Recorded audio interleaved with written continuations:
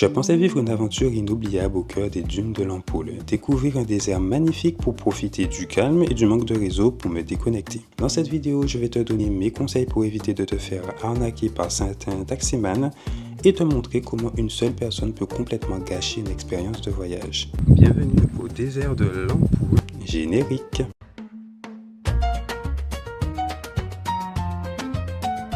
Bisous parfumés.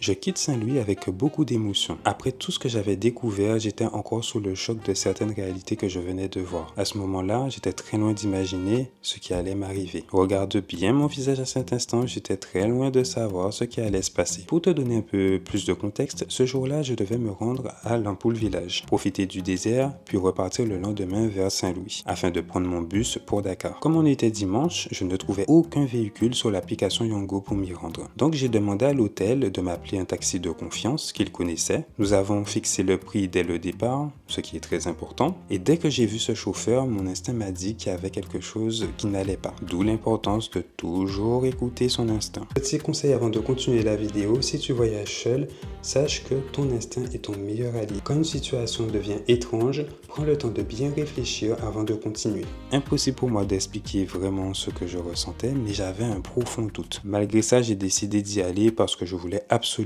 aller au désert de l'Ampoule. J'étais tellement captivé, il était pour moi impossible de ne pas y aller. Mais j'étais loin d'imaginer encore une fois ce qui m'attendait. Le chauffeur qui s'appelle Ali s'est rapidement montré très vicieux. Chaque chose devenait un prétexte pour me demander de l'argent. Nous arrivons à mi-chemin, puis Ali me demande le numéro de l'hébergement où je devais me rendre. Moi, je pensais simplement qu'il me demandait ça pour avoir l'itinéraire exact pour me déposer, vu qu'il n'utilisait pas de GPS. Je m'inquiète pas vraiment et une fois arrivé au village de l'Ampoule, les employés du camp viennent me chercher pour m'emmener à proximité du désert. Ali monte lui aussi avec moi. Et à ce moment-là, je lui demande, mais tu viendras me chercher demain? Il me répond, non, je vais rester ici car je serai déjà là pour demain. Je trouve cette réponse vraiment étrange et ce que j'étais loin d'imaginer, c'est ce qui s'était réellement passé lorsqu'il a passé son appel. Lorsqu'il a contacté le camp où je devais me rendre, Ali s'est présenté comme un chauffeur guide. Or, au Sénégal, les chauffeurs guides bénéficient généralement des mêmes prestations que les voyageurs qu'ils accompagnent. Ils sont logés, nourris et participent aux activités sans avoir à rien régler puisque tout est pris en charge dans le séjour du client. Le problème, c'est que Ali n'est absolument pas mon guide. C'était simplement un taxi. Sa mission était uniquement de me déposer au camp et de revenir me chercher le lendemain. Mais comme je ne connaissais absolument pas ce fonctionnement,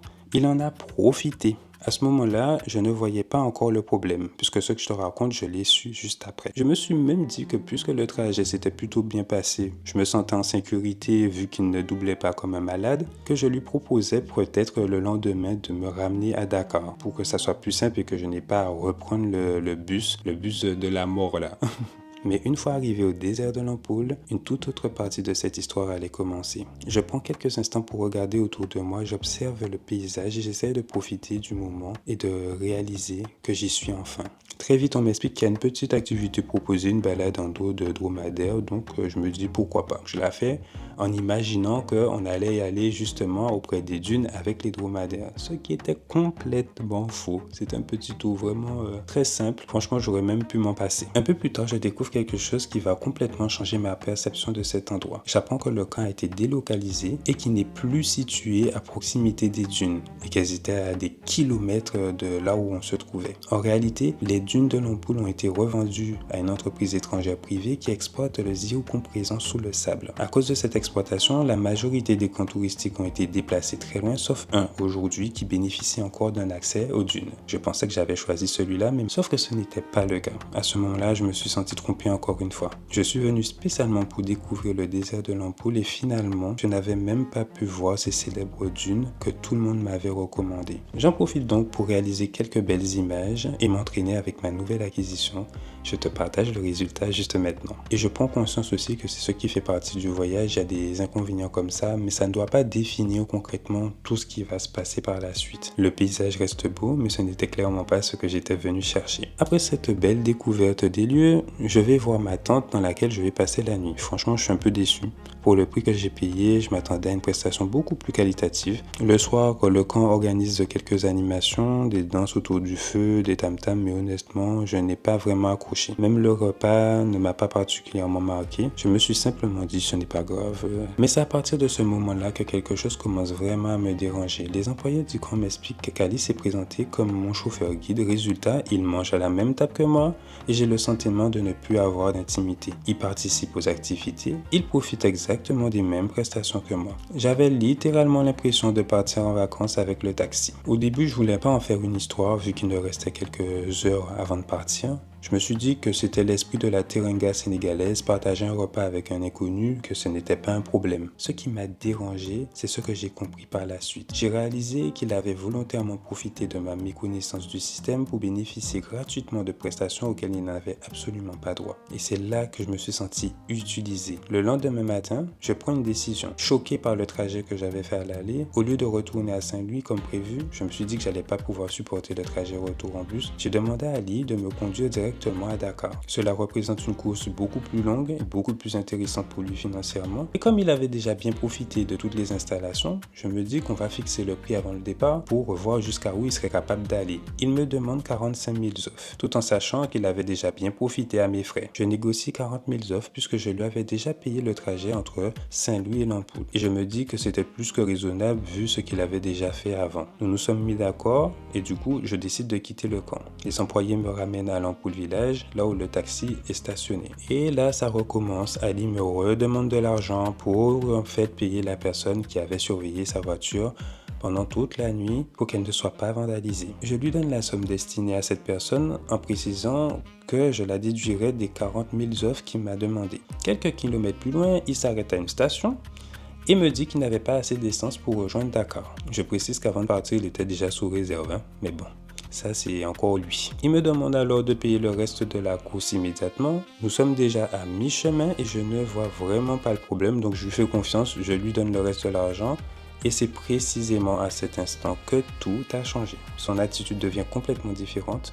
Il devient beaucoup plus agressif, beaucoup plus autoritaire et se permet des choses totalement déplacées. À plusieurs reprises, il s'arrête pour faire des réparations de sa voiture sur le trajet. Et lorsque je m'arrête pour m'acheter quelque chose à boire ou à manger, je lui propose simplement par politesse de partager avec lui. Et au final, il accepte sans hésiter. Et pourtant, quelques instants plus tard, c'est cette même personne qui va tenter de m'arnaquer une fois de plus. Habituellement, ça ne m'arrive pas en voyage, mais j'étais tellement touché par ce qui s'est passé à Saint-Louis avec Cher que je me suis dit que, vu que c'était quelqu'un qui venait de Saint-Louis aussi, qui devait avoir le même état d'esprit que Cher, qui m'a rien demandé, il m'a guidé dans son village avec gentillesse, il m'a juste dit, si tu veux m'aider, tu peux m'offrir un sac de riz, ça va nourrir ma famille pendant 1 mois. Ça, c'est ce que je vous ai dit dans l'autre épisode. Du coup, quand je fais la comparaison avec Ali et son comportement, j'étais vraiment attristé. J'étais écœuré de voir à quel point il a profité de ma gentillesse et ça m'a profondément blessé, même si c'était un inconnu, puisque j'avais gardé en tête que le peuple était accueillant, que la Teranga était encore existante et que je n'allais pas forcément vivre ce genre de situation. Le conseil que je pourrais te donner par rapport à cet événement,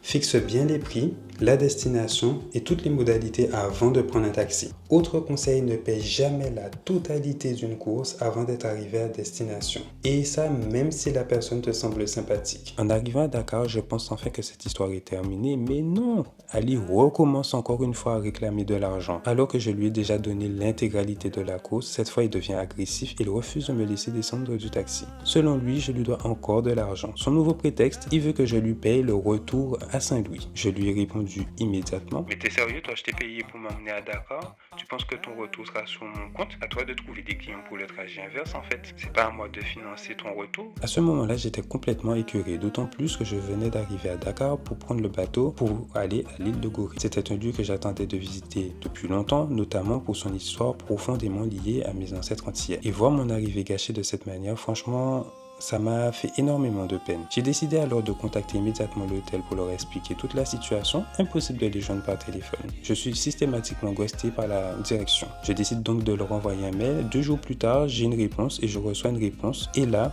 je reste sans voix. Estimez-vous heureux? Il aurait pu vous demander beaucoup plus. À cet instant-là, je suis complètement abasourdi tout en sachant que l'hôtelier qui me reçoit sur l'île de Gorée, je lui ai expliqué la situation et lui-même était encore plus choqué et m'a donné les vrais tarifs.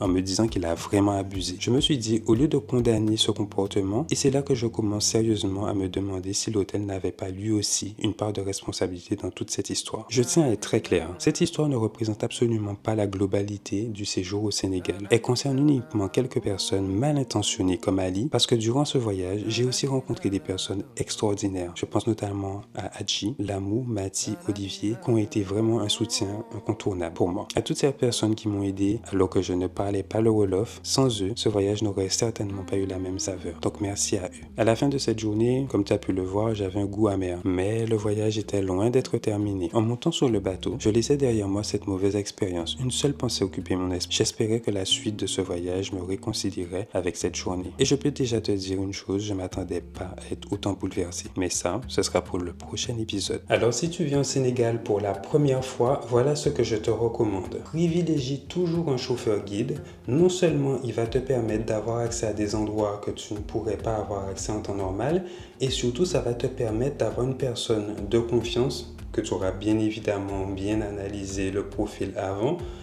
Il va t'emmener dans des endroits, il va te raconter comment ça va se passer, il va te raconter un peu les points d'histoire et il va t'emmener justement dans des endroits où il est sûr que tu n'auras pas de soucis puisque c'est souvent dans des endroits touristiques qu'il va t'emmener. Bien évidemment, fixe toujours le prix avant pour que tu puisses le payer et pour qu'il n'y ait pas de soucis par la suite. Tu as vu ce que ça donne? Et renseigne-toi toujours sur les tarifs en vigueur pour que tu ne sois pas lésé. Et en cas de problème, n'hésite pas à contacter les autorités pour pouvoir en fait régler la situation et éviter de te retrouver dans des problèmes supplémentaires. Car ces quelques précautions peuvent faire toute la différence. Si tu aimes ce que tu vois, n'hésite pas à liker, commenter, partager cette vidéo pour soutenir cette chaîne. Et surtout, dis-moi en commentaire tout ce que tu ressens. Est-ce que cette histoire va te scandaliser? Dis-moi vraiment tout ce que tu ressens puisque j'ai hâte d'avoir tes retours. Et surtout, dis-moi si tu as déjà vécu ça lors d'un voyage ou que tu as déjà visité le Sénégal et que tu as eu la même expérience que moi. Pour clôturer cet épisode, je dirais que je suis assez déçu de cette expérience. Oui, j'ai discuté avec pas mal d'entre vous sur mes différentes plateformes, ceux qui savent que je suis parti au Sénégal puisque j'avais déjà mis les premiers épisodes et je me suis rendu compte que ce n'était pas un épisode qui allait être complètement anodin vu que la majorité des personnes avec qui j'ai discuté ont vécu exactement la même chose, voire pire. Du coup, je m'estime quand même